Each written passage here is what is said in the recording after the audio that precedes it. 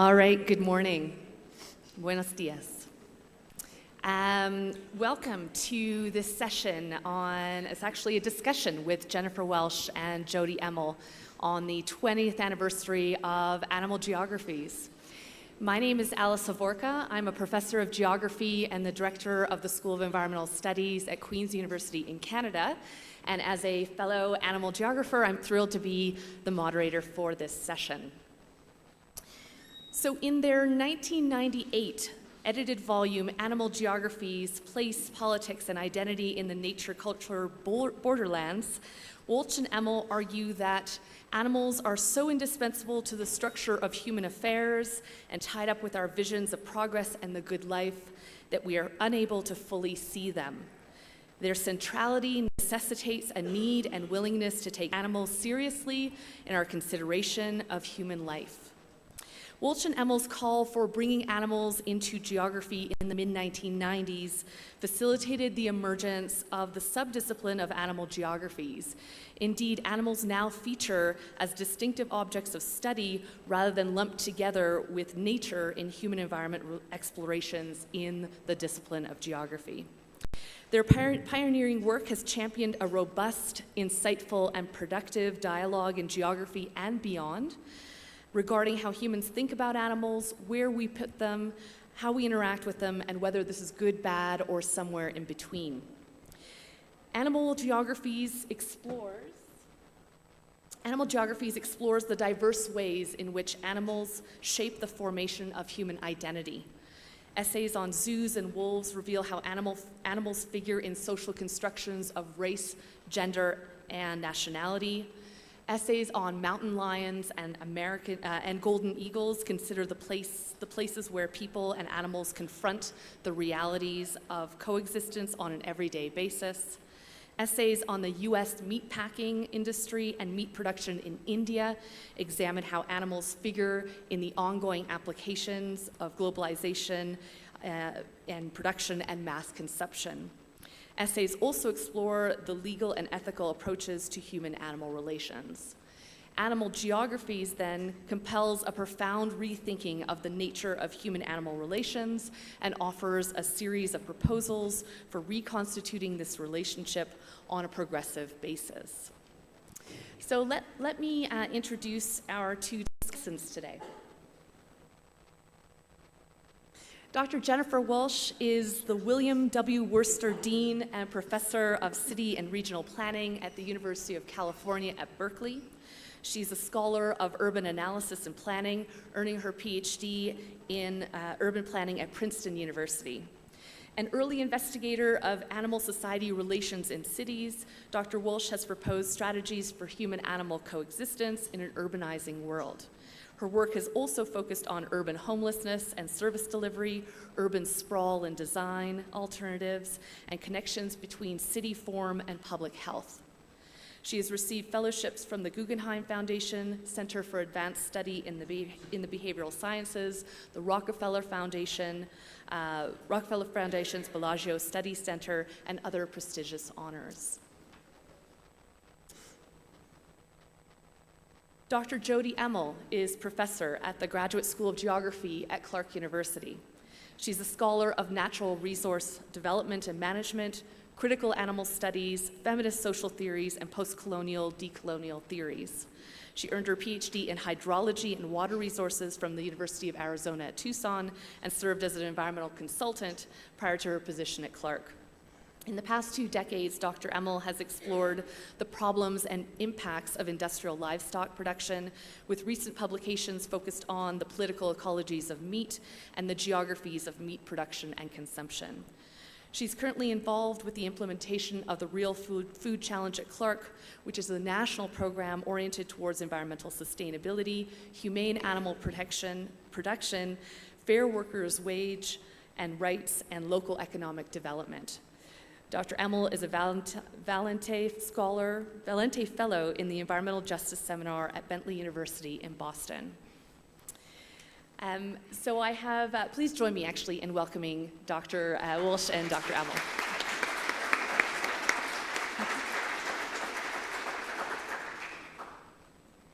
And And as this is a discussion, we have used a few guiding questions for the remarks that Jennifer and Jody, if I may, will be reflecting upon during this session. So first, the impetus for bringing animals into geography or back into geography. Also reflecting on the approach and process for writing this book, as well as the Society in Space article that preceded this particular volume that came out in 1995. We're looking for an appraisal of the book by geographers and animal studies scholars, also exploring the impacts of the book on geography, animal studies, on yourselves and students, and also your appraisal of the state of animal geographies and animal studies today, and where a sense of these particular disciplines are headed in the future. So I'm going to join our panelists over here, and we look forward to an interactive discussion session. Well, I think I'm going to start first by saying what an honor it is to be yesterday, but it's really nice to have this chance to be here with you all and also reflect on the book and kind of the work, intellectual and political work that it did. As Alice mentioned, I work on poverty and homelessness and had been doing a lot of work on that, but I'd really been interested in the contradictory relationships between people and animals for a long time. When I got a chance to teach a general education course on animals and ethics, even though I didn't have a background in philosophy or ethics, I jumped at the chance as a way to learn more. And one of the things that I discovered as I read more in the literature was that my home fields, geography and urban planning, really completely ignored animals. On the one hand, within geography, there's a well-established subspecialty, namely biogeography, that you'd think would include animals, but really had not. And in planning, especially urban environmental planning, unless the critters are endangered, nobody pays any attention. And it's curious because, I'm in Berkeley, right across the bay from San Francisco, and there are more companion animals living in households, human households, than there are kids. And yet planners, and architects and landscape architects really don't think about non-humans in the city. So this state of affairs struck me as really unacceptable. And at the time, in the early 90s, when we were starting to think about this, there was so much interest in the broader society about animal rights that I think it seemed like there was a political opening to intervene in the discourse of these fields, especially geography. And I think one big advantage in doing this is I already had tenure. And I think that's important. It was important at the time, in a kind of way of freeing oneself to follow your nose, do what's interesting, regardless of what the field and your colleagues around you think. So Jody and I got together when she was out in LA, where I was living at that time, and we got talking about this issue and our interests over dinner one night when she was there, and we got really excited, and we thought, we're going to do something, we're going to make a statement, we're going to make an intervention. And at the time, the editor of Society in Space was really interested, Michael Deere was really interested in publishing things that would spark debate, and so he encouraged us to think about a special issue. And so we did that, and then later decided to turn it into a much longer book. And one of the things that I should say that really helped us is that I in particular was friends with Mike Davis. Some of you may know of or know Mike, and he was an acquisitions editor for Verso Press, and he was very encouraging and helped us convince Verso that this was an interesting and worthwhile thing to do. And so I think that we were helped along the way by several key figures in doing something that really had not been approached before in the field. Well, I should say, too, that Society in Space is one of the top journals in geography. It's probably the key intellectual journal, and we did have some trouble getting a special issue through the editorial board at that time, which was dominated very much so by fairly strict Marxists who felt that that an issue on animals was trivializing and counterproductive to, focus on people, poverty, marginalization. But we have always taken a structuralist position and seen, having read Val Plumwood and thought like Val Plumwood, the multiple oppressants or oppressees that are oppressed by some of the same structures, I think we were finally able to convince enough people that this could indeed be part of left intellectual thought and social justice work. But it's still an ongoing battle to convince people on the left, never mind the right, that this kind of work is equally as important. So I was just going to say a couple words about the people that were invited to participate, which it was a bit of a stretch at the time because there weren't very many people working on animal issues.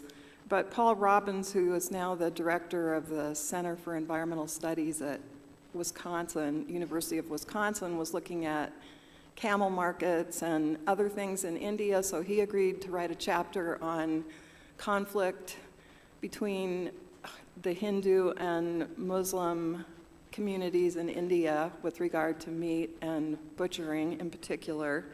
Jim Westcott, who is one of the Aga Khan chairs at MIT, was a Pakistan expert, and he wrote a wonderful chapter on the right to thirst.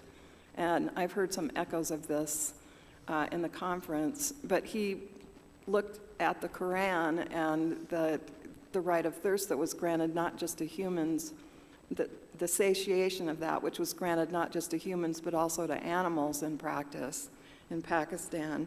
Kay Anderson has done a lot of work on colonialism, nationalism, domestication, and the intersection of those things in Australia, and she agreed to write a chapter on the work that zoos do to promote nationalism and racism and that sort of thing.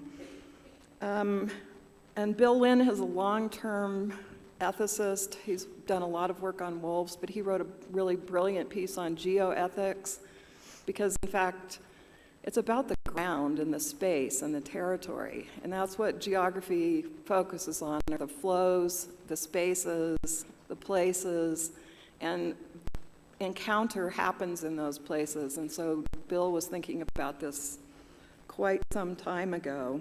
What have I forgotten? I can't remember. Oh, and Fran Ufke's piece was still, I think, is one of the best pieces I've ever seen on the commodification of the animal body for slaughterhouse rationalization, and also the intersection of worker rights and worker exploitation that goes along with this commodification of the animal body because of the line speeds and that sort of thing. So that's a very seminal piece in this area. So we won't rehearse the whole book. You can look at the table of contents, but I would say it was relatively wide-ranging, and I would also say that some of the people that contributed were doctoral students that went on to make really other important contributions.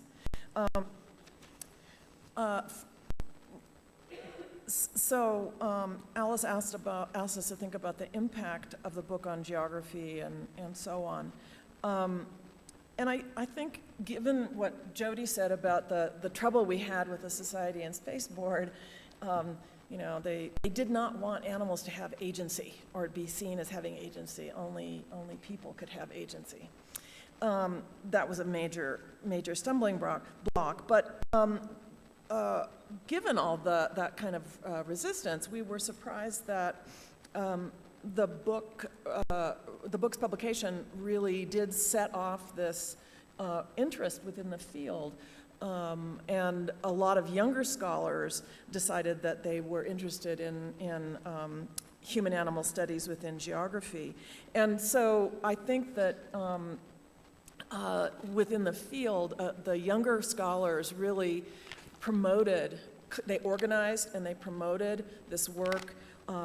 They organized session after session at the national meetings. They were able to convince the National Association of Geographers to create a specialty group on animal geographies, and I think that we were a little bit surprised. We weren't really expecting that to happen, but it's I think a very positive turn, and it also I think helped promote what later became known as the post-human or more than human turn and set of the intellectual project in geography. But I think that aside from some people who became interested in this from a practice point of view, a lot of people in the field still have not taken up the issue or accepted the issue of animal subjectivity or agency and what it might mean in practice to think about non-human citizenship, for example, or questions in urban geography, questions of rights to the city. So it's very much an ongoing project. Do you want to say anything about that? You want to? Yes, go ahead. So, yeah, and we also talked about how the impact, like it's very difficult to figure out what the impact of a set of academic or scholarly work has on actual policy or change on the ground. And I know that we all think about, those of us in the academy think about this question a lot, and I've actually seen a proposal to try to figure out how to measure that, but I don't know if it got funded or not. But I think that teaching is a big element of what we do in the academy, and that certainly has an impact.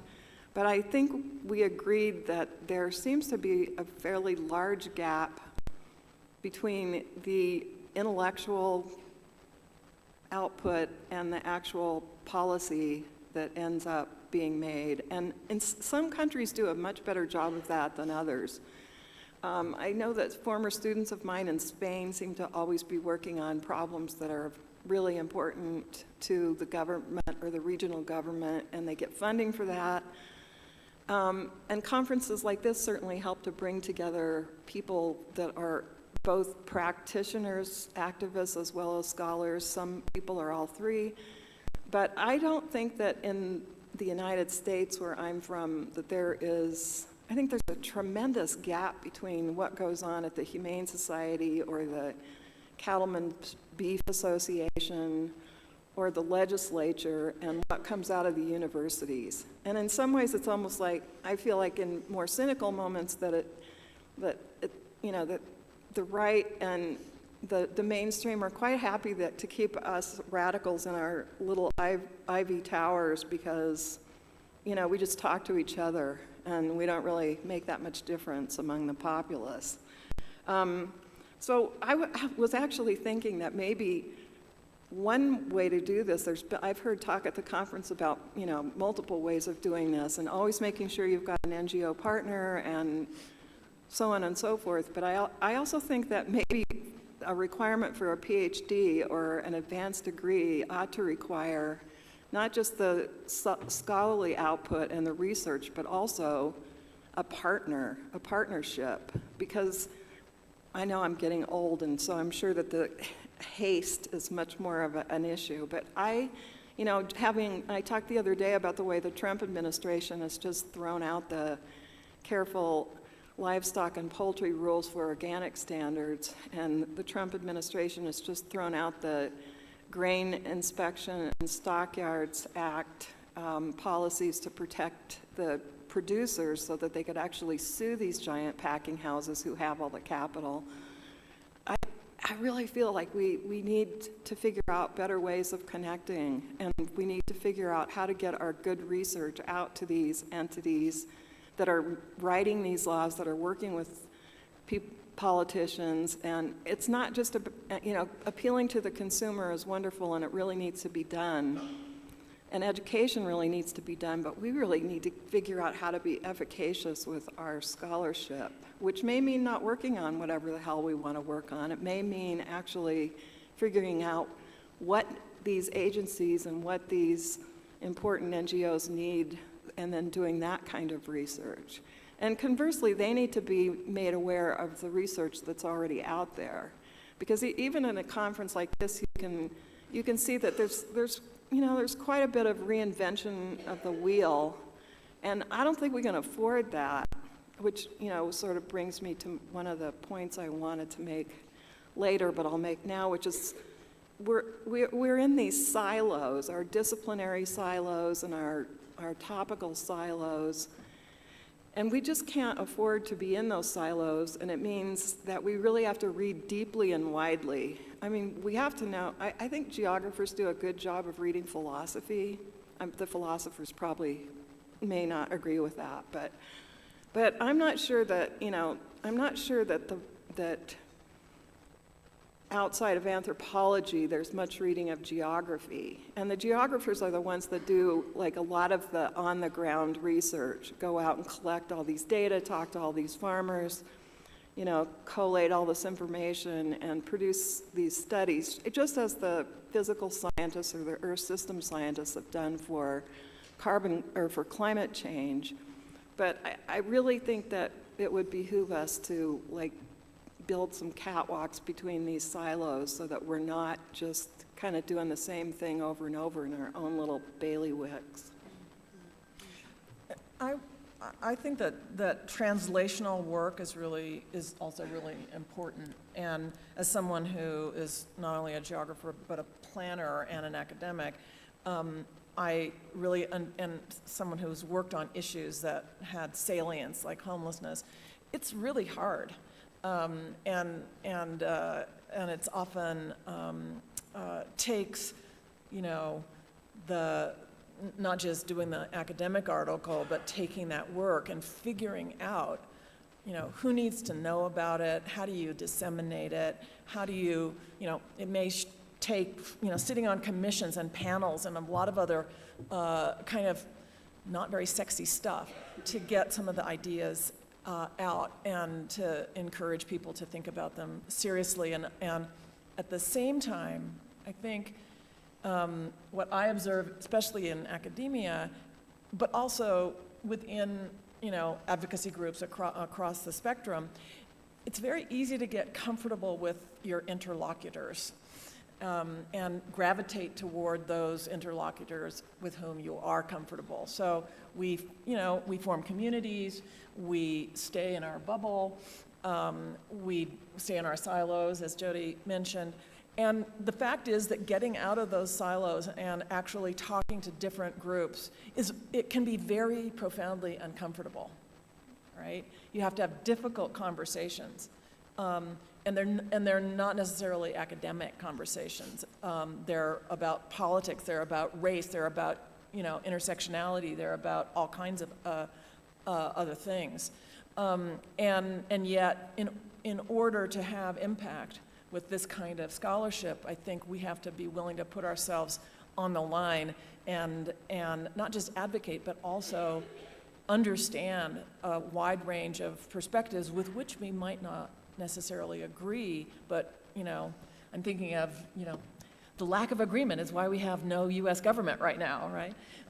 And so figuring out how to do politics effectively is also really important if academics like the three of us want to have impact other than producing a book. Well, Jody and Jennifer kindly invited me to share some of my thoughts as well, so I might do that just briefly now. I think, so I began my PhD in 1998, so at Clark, where Jody was, and so I sort of grew up with animal geographies as a junior scholar, and it wasn't a field that I was initially in. I sort of came into it 10 years after. But I think this particular animal geographies text is one that really brought a number of key themes into animal studies or human animal studies, so into this kind of conversation with this community that is in the auditorium today. And I think this idea that space matters, so the spaces, the places, the flows between different contexts, is something that this book really put forward to those interested in human-animal relationships. And beyond that, geographers, very specifically animal geographers, are interested in context. And I think a lot of what animal geographers bring to the table, stemming from this particular book, is this idea that where you are really starts to shape the relationships that we have with different kinds of species, and how those different spaces themselves, in terms of the structures, dynamics, and politics, reproduce those particular relationships. I also feel that this particular text is a great illustration of how geographers try to balance theoretical and social theoretical abstract thinking with empirical research. And that's something that Jody had mentioned, that we like to explore by the soles of our feet, that we are on the ground trying to understand how things work in everyday life, and doing pretty in-depth empirical work to then articulate social theories such as intersectionality or performativity or any kinds of labor relations theories and so on. And I think this book also really demonstrated the eclecticism of animal geographies, which continues today, whether that is those animal geographers that consider themselves particularly critical animal scholars, to those that are working in really action-oriented realms, to those using all kinds of different methodologies and all kinds of different theories in all different kinds of contexts. I think that really rich sort of interdisciplinarity is something that really fuels conversation within human-animal studies and the animal studies scholarship that we have today. Some final thoughts before we open it up. We are at, so we're just trying to keep an eye on time. Maybe a couple of final thoughts perhaps on where your sense of animal geographies and animal studies might be headed in the future, and then we'll open it up for discussion with the audience. I guess I wanted to say a couple of words about methods, because I think there's a couple of frontiers for methods that I'd like to mention, both of which require profoundly interdisciplinary work. One is the whole question of multi-species ethnography, and the need for us to understand not only humans from an ethnographic perspective in different places and contexts, but also animals, and that really requires people with different skills often. It may involve, for instance, the animal welfare conservation biologists, for instance, and others. And so it's very tricky. It often involves multiple sites, and it should be a kind of long-term endeavor. But I think that there's a lot of payoff to that, and I think it'll help us ultimately understand the in-placed interactions between people and animals. The other thing that the other kind of methodological approach I wanted to mention really relates to animals in production, exploited animals, and how we might think about using the tools of, for example, industrial ecology, to think about commodity chains and all the materiality of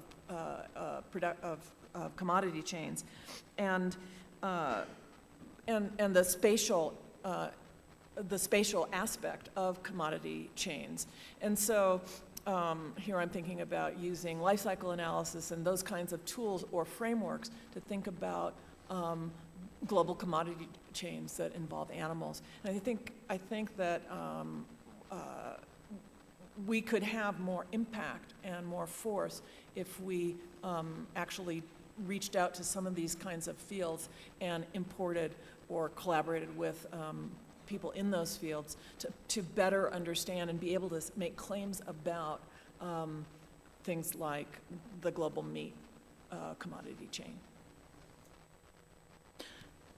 So just along those same lines, yeah, just as an example of that, I'm looking at how the Saudis and the United Arab Emirates have come to California and Arizona to pump groundwater and use Colorado River water to grow alfalfa, to ship back to dry lot industrialized dairies in those countries because it's against the law to pump water to grow alfalfa. So there's this, I mean, there are these huge, like, commodity networks or production networks that have really barely been identified. In fact, the Meat Geographies book that Alice referred to that I did with Harvey Neo, I'm kind of embarrassed that we called it that because there's a lot more geographies that need to be done. So things like trade agreements, NAFTA, bilateral agreements, the World Trade Organization, what do those look like? What impact do they have on production? What impact do they have on the geographies of production, on the ecological landscapes that are generated, on the economic livelihoods of people that are involved in them? FAO says that we need to double animal livestock production by 2030 or whatever it is, and they say it's because of urbanization and income. But why urbanization and income? And what about the retailers and the corporate decision strategies to locate in different places? Why did the Brazilian company J.B. Swift, who's been quite notoriously in the news lately, why did they decide to buy up all the beef packers in the United States? And we know that the Chinese bought up Smithfield because they need more pigs for China. But there are all these trade relationships and geographies that really need scrutiny. And also geographies of political actions to prohibit or standardize welfare guidelines. So what impact do the EU requirements have on American production or Australian production or, these kinds of relationships? And so that's the kind of sort of on-the-ground data collection, topical stuff, follow the money stuff that I think is important to do. But the last thing is that I think many people have alluded to at this conference is that, excuse me, is that animal organizations need to reach out across these thresholds to environmental justice groups and anti-racist groups and feminist groups, et cetera, because it isn't going to go the other way around. When environmental justice groups in the Central Valley of California that are fighting air pollution from CAFOs or dairies out there, those people do not, they're fighting for their health and their livelihoods, and they're not going to be reaching out to the Humane Society of the United States to see if they can help work on animal rights at the same time. So the sort of white middle class animal protection groups need to be reaching across to these other groups to illustrate their solidarity with these other social justice groups. And just as an example of not doing this, the Humane Society of the United States, they have been very successful and happily so in getting gestation crates and other things outlawed in certain states, one of which is Arizona. But Wayne Pacell, the head of the HSUS, actually reached out to Joe Arpaio, who was this notorious sheriff in Phoenix, who is now thinking of running for Senate, who has been overtly racist and anti-immigrant. And convicted. and convicted of it. And I mean, that's just not the kind of, those are not the friends we want to have. And so I think that we would behoove ourselves to think about solidarity and social justice and how we can achieve that. Thank you for those comments, Jennifer and Jody, and we'll open it up to thoughts and questions from the audience. Is there someone? I believe there'll be a microphone coming, and there's someone here in the blue sweater.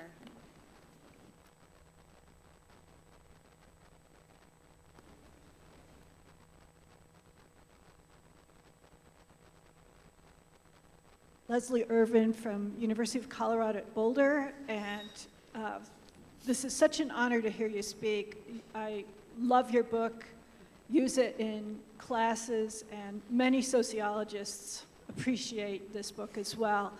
I wanted you to talk more about the translational work that you've done. I use several of your chapters in my classes, and it's hard enough to get upper division students to think about things like, oh, practices of racialization in an increasingly global, transhuman, post-colonial setting, much less can I take this piece to my local animal control officer or the director of my humane society and say, here's how to develop la pratique sauvage in this transhuman world so that we can make things better for all of us on the nature-culture borderlands. So this is increasingly a problem in critical animal studies, right? That the language is so out there that it took me a long time to figure out what transhumanism was and what practices of racialization were. It takes a while to get undergraduate students who are there under duress to understand what that means. So talk about, if you would, about how you make these issues approachable by people who are educated, but they lead very busy lives, not in academia. And thanks in advance. I guess I don't think you want to send La Pratique Sauvage to the city council. I don't think it would get very far. I think what the universities need are and some of them have such centers, but they're really centers for translational research.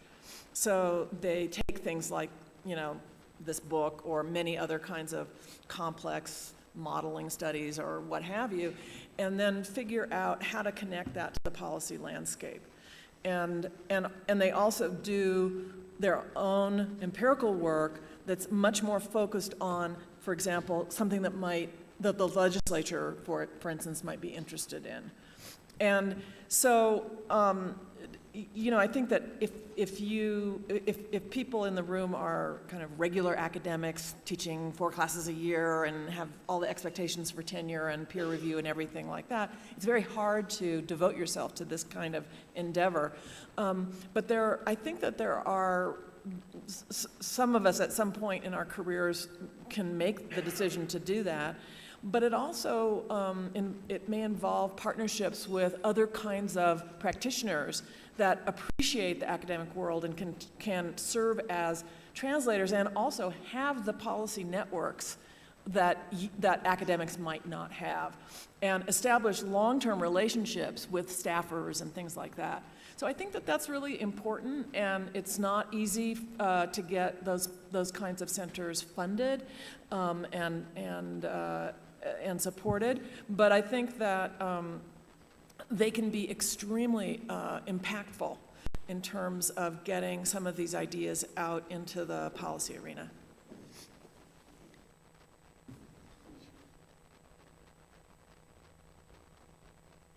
I'd just like to raise a couple of points in relation to what you're saying about the importance of interdisciplinarity. I mean, I agree. I think it's... I work in the environmental humanities in Australia, and it is quite difficult there to get research projects that are fully interdisciplinary and politically engaged to get those supported. but it's still worth the effort. I guess I would want to emphasize the importance of spatial studies or social theory that's focused on contemporary issues, also intersecting with environmental history. I think that the historical element's often something that's seen as, well, there's something out there, it's not really relevant to what's happening here and now. But I think that dialogue is really crucial, and even histories of deep time, even long, the longue durée histories as well. And I guess the second point I just wondered if you want to comment on is that so often one goes to conferences which are engaging around the environmental humanities or human-animal relations and so on. And the sciences are somehow out there, and I agree with you, it's very difficult sometimes to get sufficient common ground to set up the dialogue between the humanities and the sciences. But it seems to me that we're at a juncture now, historically, where this is absolutely crucial. And as difficult as those conversations are, I mean, personally, I'd just like to see more of a mix in, say, keynotes and invited speakers that include people from the humanities and the sciences. And just wondered if you'd like to comment on that. Well, I think it's absolutely crucial, and I think that we are at a moment when that is happening more often. I mean, the environmental humanities have made a huge impact in the last couple of years on, all of our thinking in nature society work and animal work. And I think that the Earth system science people are starting to become more engaged with that literature, and hopefully it goes both ways. Thank you very much for talking with us today. So I had a question concerning your suggestion that maybe as part of a PhD, we should also be maybe working with a partner, an NGO, something like that. But I was starting to think that in comparison to the importance that the other speaker put on how tenure allowed her to work on her own interests. And could you maybe give us advice on how you think we would have to maneuver the fact that for academics there's increasingly precarious employment, and the fact that people who work with animals, we might face particular adversity because, well, an employer might look at our resume or something and be like, oh, you work with an NGO that's been trying to shut down our animal research lab. And that doesn't seem like a good prospect for anybody in this room to get a job.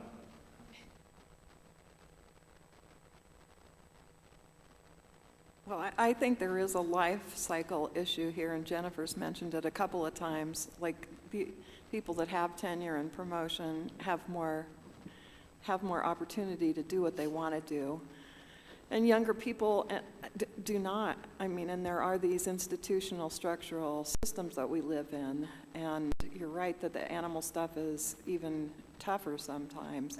But I think you could be, I mean, if we're talking about like hegemonic policy, and which is usually very small steps, I mean, you could be very selective about which organizations you choose to work with, and there are organizations that do their own research, and there are, I don't think that working with a person in Congress or something like that is going to be necessarily viewed as damaging to your career if you pick the right one anyway. And and it's just a part of it. Like, it could be like 1/3 of what you have to do, but it's kind of a good practice to get into.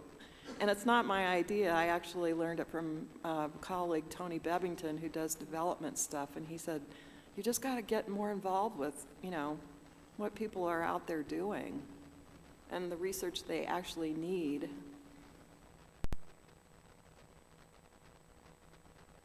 Hello? Well, first I wanted to say thank you for this talk and introduction to me as far as animal geographies. My area is theology and ethics, and looking at animal and earth care from a womanist perspective, an African-American woman's feminist, I guess, perspective. And before I start, my undergrad is from UC Berkeley, so hello. I Cowbear. Go Bears. Yeah. My question or comment is because I've heard at a few talks and panels where we have been discussing how can we bridge this gap between academics and you all are mentioning academics and politics and getting in front of people that we can have laws change. And I'm constantly thinking about incorporating praxis into whatever I do. And how much of it is that we feel that we might be wasting energy, or we might be compromising or moving away from our passion of with whatever we have come here representing. What about if we also showed up for other areas where people are experiencing oppressions? Intersectionality is not something that I choose to focus on. It's something that I just live every day as a Black woman in the U.S., and not just a Black woman, but not of a certain size woman, as a parent. And I've seen some benefits to this. For example, I'm a mother, and so if I show up to a group of women talking about, for example, breastfeeding rights, and while I'm there, they begin to learn the connections that I'm trying to show them with breastfeeding and like groups like Moms Against Dairy. So in essence, I've taken myself out of my circle where people that we think alike, and I'm showing up for other things, because I'm sure a lot of us have been a part of things where it's for animal rights, but how many people can say they showed up for things for women's rights or environmental racism, dietary racism, poverty in your area, gentrification? How many people are showing up there as well? And we can show up with our shirts that I identify our field as well, and that can get the message, because I think it's we do want to talk with people and politics and have you, but I think the masses is where we need to be, and I wanted to get your opinion on that, on us showing up in these other areas without feeling like we've compromised. Well, that is exactly what I mean by solidarity, and that's beautifully put, is showing up for all these other things and bringing your sign, putting multiple things on your signs, and like your idea about the t-shirt is perfect, because then you're not distracting from the reason people are there, but you're also promoting other ideas. So I think that's absolutely what we have to do. And I say we, I mean as a feminist and an animalist and an environmentalist and an anti-racist and an anti whatever. I mean,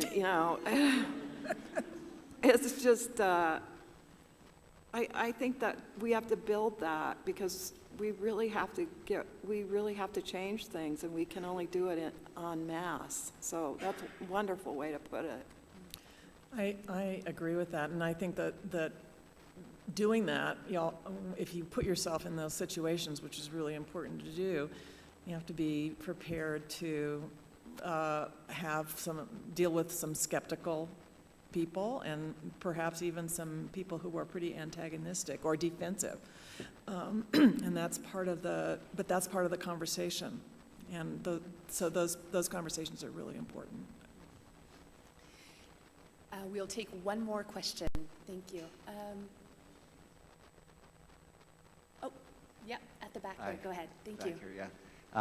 Here, thanks for the comments. I was especially struck by the comments, your comments at the beginning about how a structural approach informed animal geographies.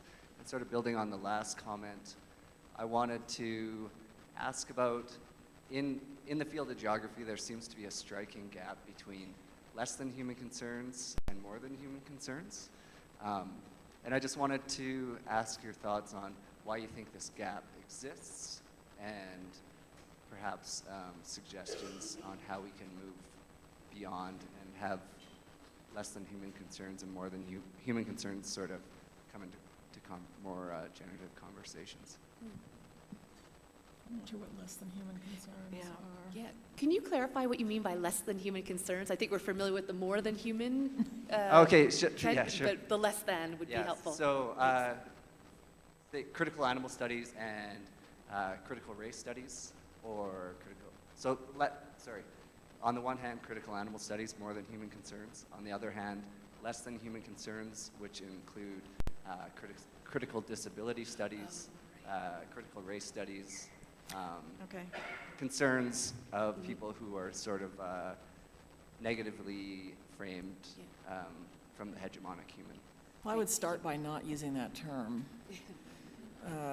because I think it's profoundly distressing to think about the groups that you're talking about as less than human, marginalized though they may be. But I think that the discussion that we just had really about bridging is really interesting, and some of that's already happening, not necessarily right within geography, but for instance, queer theory and disabilities studies.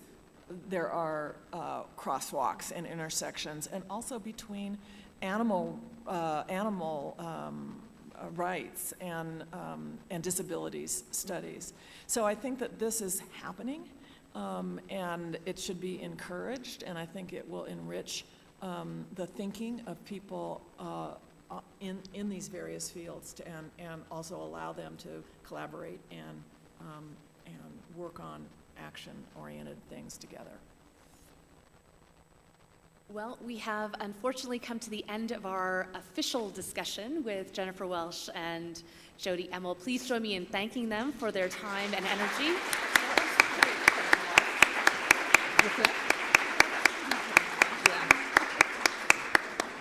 And we encourage you to continue the discussion over tea and coffee. Thank you. Thank you, Alice. Thanks, Alice.